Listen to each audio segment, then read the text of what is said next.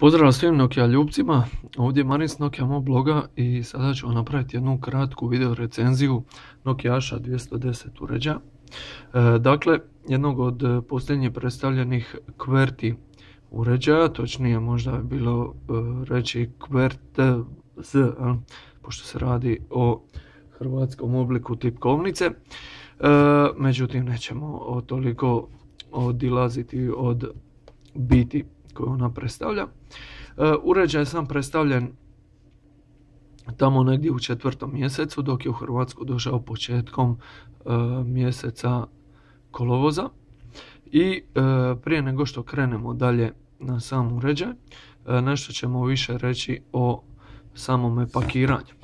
Dakle, kako se radi o osnovnom S40 uređaju, ovdje možete vidjeti, da je pakiranje isto tako osnovno, odnosno vidite da dolazi uređaj, baterija, uputstva, punjač i slušalice. Isto tako, jedna dobra stvar kod Asha 210 je da dolazi u različitim već danas poznatim Lumia bojama, a možete i primijetiti da je uređaj pomalo i inspiriran Lumia dizajnom Lumia uređaja, ali pogotovo se to najviše vidi na stražnjoj strani, čak ova rešetka podsjeća na Lumia 925. No da vidimo unutra. Znači ništa, uređaj vam tu stoji, imate kratko uputstvo kako to napraviti, on je zamotan u ovu plastiku, tu vam dolazi baterija, zatim osnovne slušalice koje nisu vrlo udobne i jedino će dobro poslužiti za razgovore. Vjerujte mi, glazba neće biti toliko kvalitetno reproducirana. Naravno, tu je klasičan 2 mm punjač. Isto tako Ashu možete puniti i putem USB-a, što će razveseliti sve one koji imaju recimo Lumiju pa žele ovu Ashu koristiti kao drugi uređaj. I osim toga, tu su naravno i uputstva, klasična standardna uputstva od Nokia, garancijski list i naravno jamstveni list. Znači vidite da imate jamstvo na 24 mjeseca i možete ga popraviti u ovlaštenom servisu u Mobisa. To ćemo sastaviti sa strane i bacit ćemo se na sam uređaj. Dakle, klasičan QWERTY uređaj, šteta što nije došao u drugim bojama, iako ovako u crno izgleda jako elegantno. Pošto se radi o uređaju koji nema zaslon svjetljiv na dodir, a opet spada u S40 uređaj, dakle osnovne, on nema nikakvih fizičkih tipki, već jedino što možemo naći je na gornjoj strani, to je utor za 3,5 mm utor za slušalice, mikro USB utor i 2 mm utor za punjač. S stražnje strane se nalazi 2 megapikselna kamera i koja će vam biti dovoljna za poprilično kvalitetne, iznenađujuće kvalitetne fotografije s obzirom na pikselažu senzora i imamo otvor zvučnika koji je relativno glasan. Ova Asha ima svoju posebnost da dolazi sa predinstaliranim, odnosno već određenom fizičkom tipkom za Facebook, odnosno Whatsapp, kako su u Nokii naglašavali. Isto tako dolazi i sa tipkom za pokretanje kamere i jednostavno, znači kad pokrenete kameru imate ovo klasično sučelje S40 uređaja, onda možete napraviti self portrait gdje vam govori kako ćete se uslikati, ili možete okrenuti na video kameru. Video nije baš interesantne kvalitete, ili možete se opet vratiti na kameru i uslikati jako dobre fotografije.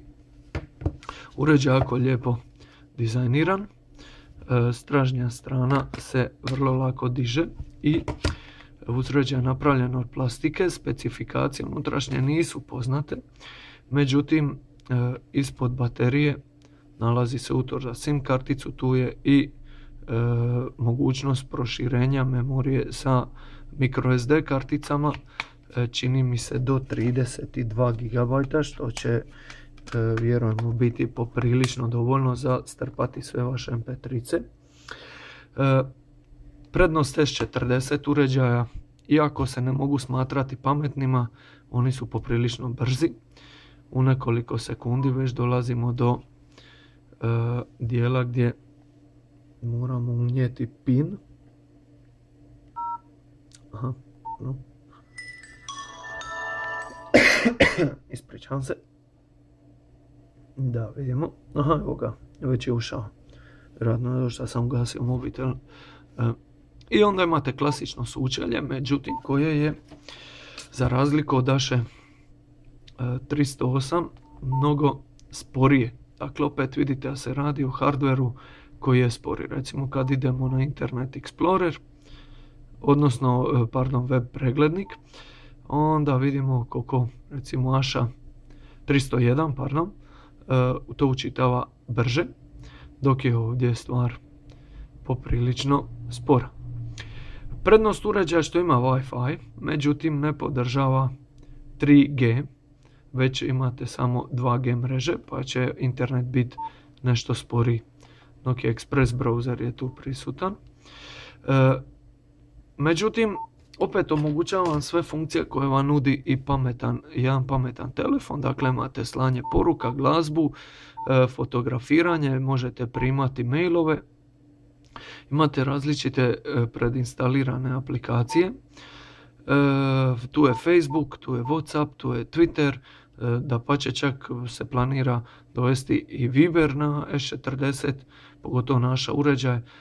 Imate opet navigaciju uz pomoć mapa. Dakle, sve u svemu, uređaj je poprilično funkcionalan. QWERTY tipkovnica je gumirana, za razliku od, recimo, ovdje imamo Nokia E5, tu imamo Ashu 301 koja je direktni njen nasljednik. I već je razlika, ovo su plastične tipke, mislim, sve su plastične, ali ova plastika je mnogo tvrđa, ugodnija za tipkat, ova plastika je već gumirana, dok je ova poprilično gumirana, ali opet vas to neće smetati da otipkate poruku.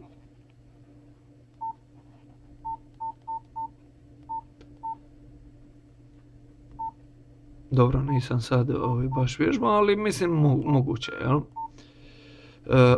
Dakle, sve u svemu, jedan uređaj, ako će vam poslužiti kao drugi, onda ćete biti vrlo zadovoljni s njim, jer ćete provjeriti svoje društvene mreže, staviti statuse, objavljivati fotografije koje su pristojne kvalitete, a ujedno ćete imati mobitel čija je baterija od 900 mAh poprilično trajna. Dakle, uređaj nam je izdržao preko tjedan dana uz prosječno pozivanje, što naravno nećete doživjeti na niti jednom pametnom uređaju. Uvelike možete zahvaliti to S40 platformi koja nije često povezana s internetom. Dakle, Asha 210 imate u ponudi u Mobisa, nekih 600 kuna, nešto malo više možda. Vrlo dobar uređaj, jako lijepo dizajniran, lijepo leži u ruci. QWERTY, za sve one ljubitelje QWERTY-a, nećete se toliko razočarati, sposoban. Možda bliže mlađoj generaciji, ali kao drugi će biti odličan. Toliko od mene, lijep pozdrav, komentirajte, pratite Nokia Mob, vidimo se.